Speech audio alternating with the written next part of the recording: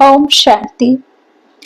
27 सितंबर 2024 मुरली की महावाक्य।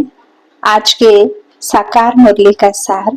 मीठे बाबा ने कहा, मीठे बच्चे, याद की मेहनत तुम सबको करनी है। तुम अपने को आत्मा समझ मुझ बाप को याद करो तो मैं तुम्हें सब पापों से मुक्त कर दूंगा।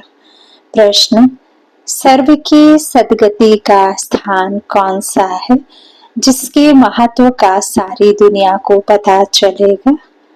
उत्तर, आबू भूमि है सबकी सदगति का स्थान। तुम ब्रह्मा कुमारी के सामने ब्रैकेट में लिख सकते हो, यह सर्वोत्तम तीर्थ स्थान है। सारी दुनिया की सदगति यहाँ से होनी है। सर्व का सदगति दाता बाप और आदम ब्रह्मा यहाँ पर बैठकर सबकी सदगति करते हैं। आदम अर्थात आदमी, वह देवता नहीं है, उसे भगवान भी नहीं कह सकते। ओम शांति। डबल ओम शांति, क्योंकि एक है बाप की, दूसरी है दादा की। दोनों की आत्मा है ना शांत स्वरूप ब्रह्मा बाबा, शांत स्वरूप शांति का सागर शिव बाबा, और यूं तो फिर 3 बार तो मैं आत्मा भी शांत स्वरूप। तो बाबा कहते डबल ओम शांति, क्योंकि एक है बाप की, दूसरी है दादा की। दोनों की आत्मा है ना, वह है परम आत्मा, यह है आत्मा। वह भी लक्ष्य बतलाते हैं कि हम परम धाम के रहवासी हैं। दोनों ऐसे कहते हैं। बाप भी कहते हैं ओम शांति, यह भी कहते हैं ओम शांति, बच्चे भी कहते हैं ओम शांति। अर्थात हम आत्मा शांति धाम के निवासी हैं। हमारा बाप शांति का सागर है। यहाँ अलग अलग होकर बैठना है, अंग से अंग नहीं मिलना चाहिए, क्योंकि हर एक की अवस्था में, योग में रात दिन का फर्क है। कोई बहुत अच्छा याद करते हैं, कोई बिल्कुल याद नहीं करते। तो जो बिल्कुल याद नहीं करते वह है पाप आत्मा, तमो प्रधान, और जो याद करते हैं वह हो गए पुण्य आत्मा, सतो प्रधान। बहुत फर्क हो गया ना। घर में भले इकट्ठे रहते हैं परंतु फर्क तो पड़ता है ना। इसलिए ही तो भगवान भगवत में आसुरी नाम गाए हुए हैं। बाबा कहते घर में भले इकट्ठे रहते हैं परंतु फर्क तो पड़ता है ना। इसलिए ही तो भागवत में आसुरी नाम गए हुए हैं। इस समय की ही बात है। बाप बैठ बच्चों को समझाते हैं। यह है ईश्वरीय चरित्र जो भक्ति मार्ग में गाते हैं। सतयुग में तो कुछ भी याद नहीं रहेगा, सब भूल जाएंगे। बाप अभी ही शिक्षा देते हैं। सतयुग में तो वह बिल्कुल भूल जाते हैं। फिर द्वापर में शास्त्र आदि बनाते हैं और कोशिश करते हैं राजयोग सिखलाने की, परंतु राजयोग तो सिखा ना सके। वह तो बाप जब सम्मुख आते हैं, बाबा कहते हैं कोई और राजयोग तो सिखला नहीं सकता। द्वापर में शास्त्र आदि बनाते हैं और कोशिश करते हैं, लेकिन राजयोग सिवाय बाप के और कोई सिखा ना सके। वह तो बाप जब सम्मुख आते हैं तभी आकर सिखलाते हैं। तुम जानते हो कैसे बाप राजयोग सिखलाते हैं। फिर 5000 वर्ष बाद आकर ऐसे ही कहेंगे, मीठे मीठे रूहानी बच्चों, ऐसे कभी भी कोई मनुष्य को कह ना सके, ना देवताओं को कह सकते। एक रूहानी बाप ही रूहानी बच्चों को कहते हैं।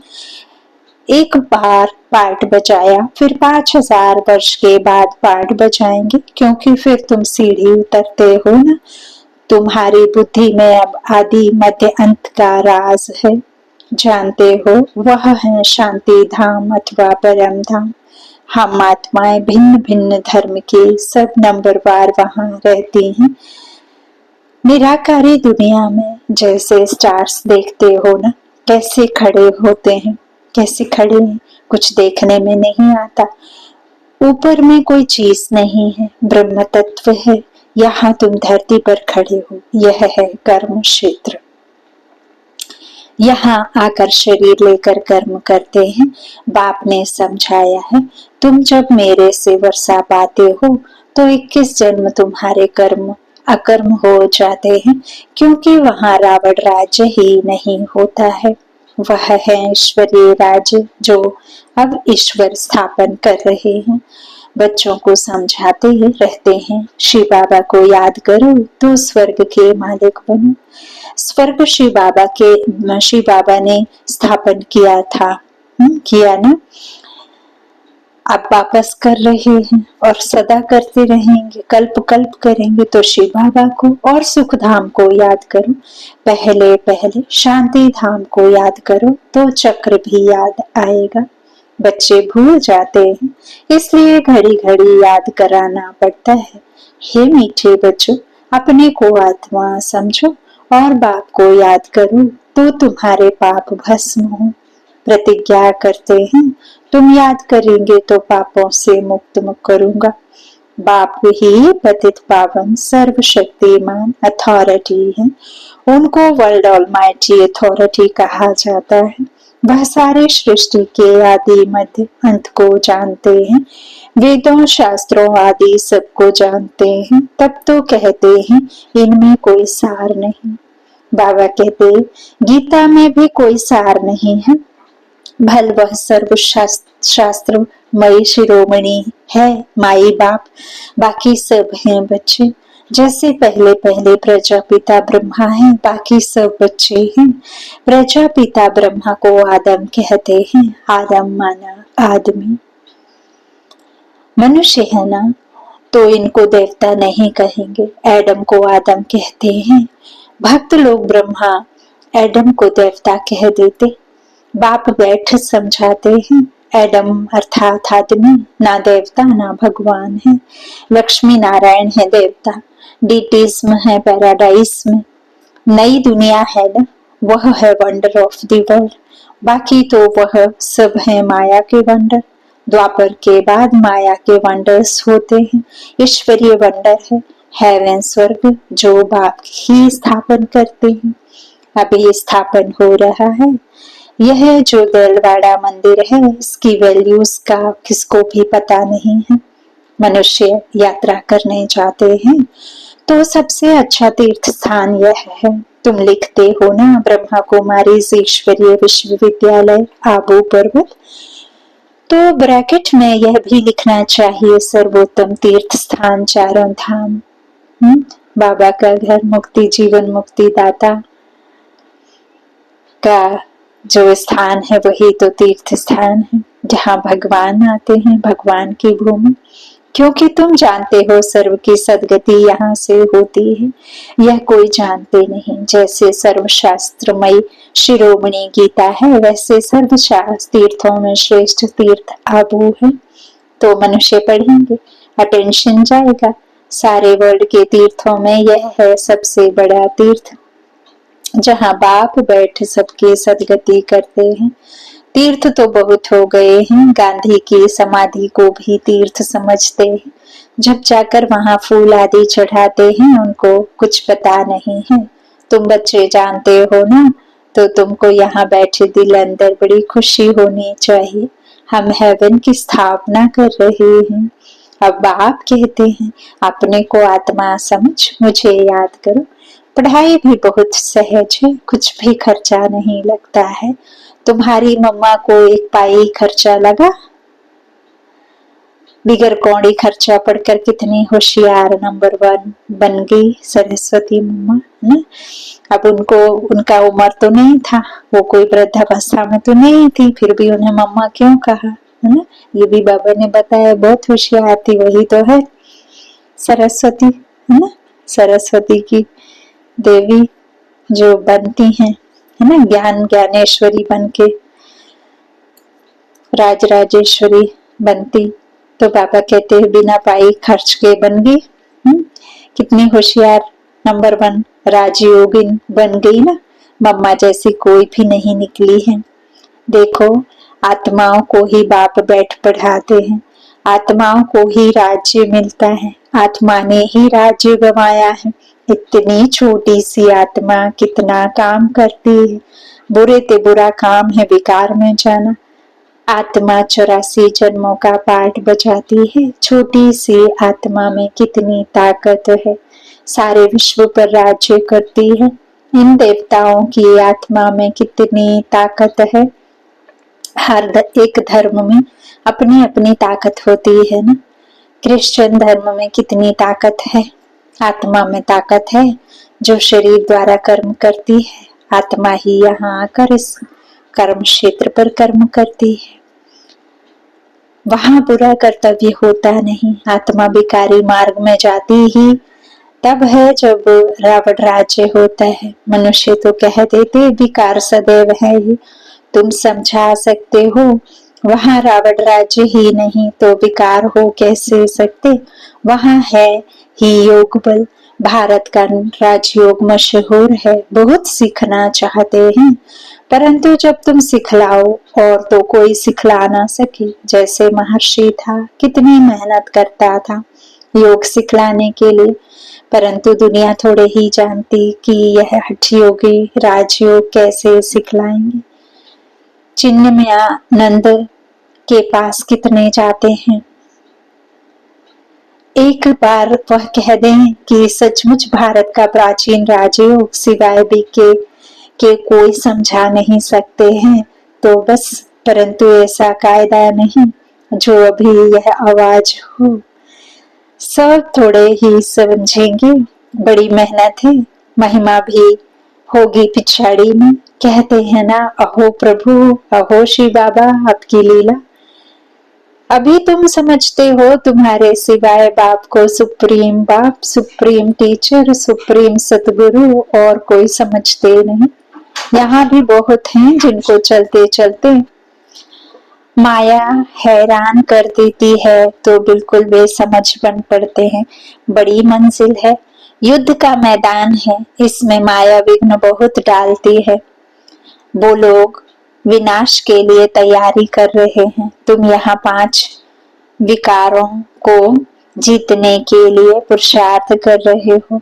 तुम विजय के लिए, वह विनाश के लिए पुरुषार्थ कर रहे हैं। दोनों काम इकट्ठा होगा ना। बाबा ने कहा डिस्ट्रक्शन और कंस्ट्रक्शन एक साथ होगा, लेकिन जो कंस्ट्रक्शन हो रहा है वो गुप्त हो रहा है, और जो डिस्ट्रक्शन दिख रहा है आपको, जो तबाही दिख रही है, जो विनाश दिख रहा है, वो इन स्थूल नेत्रों से हम देख सक रहे हैं।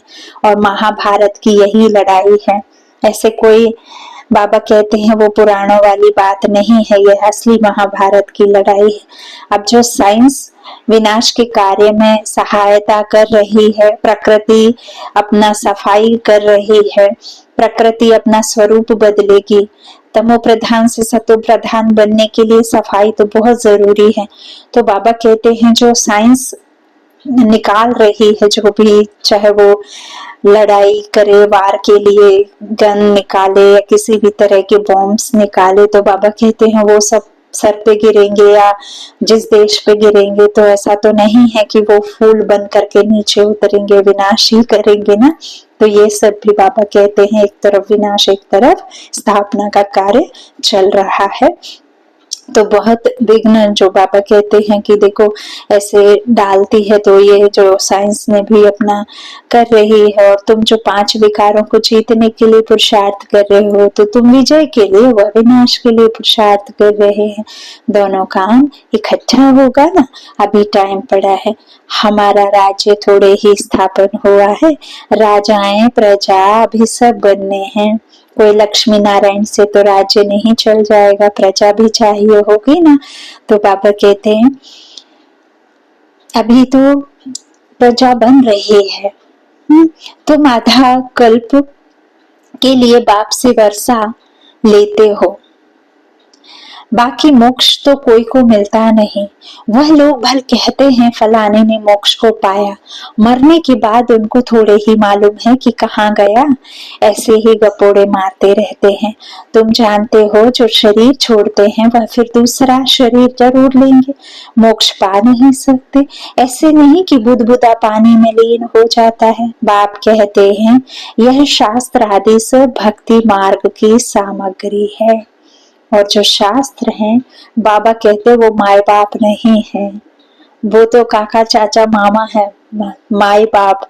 बाप तो एक ही है निराकार, जिससे आपको वर्षा मिलता है, प्रॉपर्टी मिलती है, हक मिलता है। बाकी काका मामा चाचा से थोड़ी। तो बाप की याद करोगे तब तो फिर आपको मिलेगा सब कुछ, है ना? नहीं तो कैसे संभव है? तो बाबा कहते हैं ये सब जो शास्त्र आदि हैं इनसे कुछ नहीं प्राप्त होता है।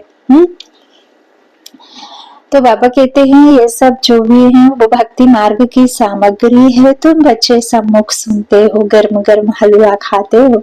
सबसे जास्ती गर्म हलवा कौन खाते हैं? हाँ, ब्रह्मा। यह तो बिल्कुल उनके बाजू में बैठे हैं, झट सुनते हैं और धारण करते हैं, फिर यही उच्च पद पाते हैं। सूक्ष्म बदन में बैकुंठ में इनका ही साक्षात्कार करते हैं, यहाँ भी उनको ही देखते हैं इन आंखों से। बाप पढ़ाते हैं तो सबको है, बाकी है याद की मेहनत। याद में रहना जैसे तुमको डिफिकल्ट लगता है वैसे इनको भी। इसमें कोई कृपा की बात नहीं। बाप कहते हैं हमने लोन लिया है, उनका हिसाब किताब दे देंगे, बाकी याद का पुरुषार्थ तो इनको भी करना है। समझता भी हूँ, बाजू में बैठा है। बाप को या हम याद करते फिर भी भूल जाता हूँ। सबसे जास्ती मेहनत इनको करनी पड़ती है, क्योंकि कितना कुछ उनको सुनना पड़ता है। कैसे बड़े बड़े लोगों ने जब उनके घर की महिलाएं जाकर के राजयोग या बाबा से जुड़े तो मारने के लिए सुपारी तक दी है ना। तो इस तरह से सहन तो किसे करना पड़ा सबसे जास्ती? हमें तो पका पकाया मिल रहा है, उन्होंने तो पकाया है। तो कितना ना भाग्य को अपने सराहना चाहिए। भाग्य चमकाने के लिए आपके भाग्य को सराहना है ना। तो ऐसे नहीं हायरी किस्मत, हायरी किस्मत, हमें तो भगवान मिला है, हम तो वैसे ही भाग्यशाली हो गए क्योंकि भाग्य विधाता के हम बच्चे बन गए ना। तो बाबा कहते हैं सबसे ज्यादा मेहनत तो इसे ही करनी पड़ी। युद्ध के मैदान में जो महारथी पहलवान होते हैं, जैसे हनुमान का मिसाल है, तो उनकी ही माया ने परीक्षा ली क्योंकि वह महावीर था। और जो पवन सुत कहा, जो आत्मा देखो सदा उड़ती कला में रही। ब्रह्मा बाबा व्यक्त नहीं हुए थे तब अव्यक्त होते थे, अब अव्यक्त हैं तो व्यक्त में पालना दे रहे हैं। 18 घंटे बाबा अव्यक्त स्थिति में स्थित रहते थे। तो बाबा कहते हैं हनुमान का मिसाल है, तो उनकी ही माया ने परीक्षा ली क्योंकि वह महावीर था। जितना जास्ती पहलवान उतना जास्ती माया परीक्षा लेती है, तूफान जास्ती आते हैं। बच्चे लिखते हैं बाबा हमको यह होता है, बाबा कहते हैं यह तो सब कुछ होगा। बाबा रोज समझाते हैं खबरदार रहना। लिखते हैं बाबा माया बहुत तूफान लाती है। कोई कोई देह अभिमानी होते हैं तो बाबा को बतलाते नहीं हैं। तुम अभी बहुत अक्लमंद बनते हो। आत्मा पवित्र होने से फिर शरीर भी पवित्र मिलता है। आत्मा कितना चमत्कारी हो जाती है। पहले तो गरीब ही उठाते, बाप भी गरीब निवास गाया हुआ है, बाकी तो वो दो लोग देरी से आएंगे। तुम समझते हो जब तक भाई बहन नहीं बने हैं तो भाई भाई कैसे बनेंगे? प्रजापिता ब्रह्मा की संतान तो भाई बहन ठहरे ना। फिर बाप समझाते हैं भाई भाई समझो, यह है पिछाड़ी का संबंध, फिर ऊपर भी भाइयों से जाकर मिलेंगे। फिर सतयुग में नया संबंध शुरू होगा, वहां पर साला चाचा मामा आदि बहुत संबंध नहीं होते। संबंध बहुत हल्का होता है, फिर बढ़ता जाता है। अब तो बाप कहते हैं भाई बहन भी नहीं, भाई भाई समझना है। देखो बाबा ने आज एकदम नया महावाक्य बाबा ने बताया, नई बात बाबा ने बताई कि सतयुग में साला चाचा मामा आदि बहुत संबंध नहीं होते हैं, बहुत हल्के होते हैं। फिर बढ़ता धीरे धीरे बढ़ता जाता है। तो अब तो बाप कहते हैं भाई बहन भी नहीं, भाई भाई समझना, नाम रूप से भी निकल जाना है। बाप भाइयों आत्माओं को ही पढ़ाते हैं। प्रजापिता ब्रह्मा है तब भाई बहन है ना। श्री कृष्ण तो खुद ही बच्चा है, वह कैसे भाई भाई बनाएंगे? गीता में भी यह बातें नहीं है। यह है बिल्कुल न्यारा ज्ञान, परम पिता परमात्मा का, परम शिक्षक का एकदम न्यारा ज्ञान है। ड्रामा में सब नूंद है, एक सेकंड का पार्ट ना मिले दूसरे सेकंड से कितने मास, कितने घंटे, कितने दिन पास होने हैं, फिर 5,000 वर्ष के बाद ऐसे ही पास होंगे। कम बुद्धि वाले तो इतनी धारणा कर ना सके, इसलिए बाप कहते हैं यह तो बहुत सहज है। अपने को आत्मा समझो, बेहद के बाप को याद करो, पुरानी दुनिया का विनाश भी होना है। बाप कहते हैं मैं आता ही तब हूँ जबकि संगम है, तुम ही देवी देवता थे। अब जानते हो जब इनका राज्य था तब और कोई धर्म नहीं था, अभी तो इन्हों का राज्य है नहीं। अच्छा मीठे मीठे सिकिलधे बच्चों प्रति माता पिता बाप दादा का याद प्यार और गुड मॉर्निंग। रूहानी बाप की रूहानी बच्चों को नमस्ते। हम रूहानी बच्चों की रूहानी माता पिता बाप दादा को याद प्यार और गुड मॉर्निंग। शुक्रिया बाबा, शुक्रिया। धारणा के लिए मुख्य सार। पहला बाबा ने कहा अब पिछाड़ी का समय है, वापस घर चलना है, इसलिए अपनी बुद्धि नाम रूप से निकाल देनी है। हम आत्मा भाई भाई हैं, यह अभ्यास करना है, देह अभिमान में नहीं आना है। दूसरा, हर एक की अवस्था और योग में रात दिन का फर्क है, इसलिए अलग अलग होकर बैठना है। अंग अंग से ना लगे, पुण्य आत्मा बनने के लिए याद की मेहनत करनी है। वरदान वरदानी बाप के प्यार में अपनी मूल कमजोरी कुर्बान करने वाले ज्ञानी तू आत्मा भव। बाप दादा देखते हैं अभी तक 5 ही विकारों के व्यर्थ संकल्प मेजॉरिटी के चलते हैं। ज्ञानी आत्माओं में भी कभी कभी अपने गुण व विशेषता का अभिमान आ जाता है।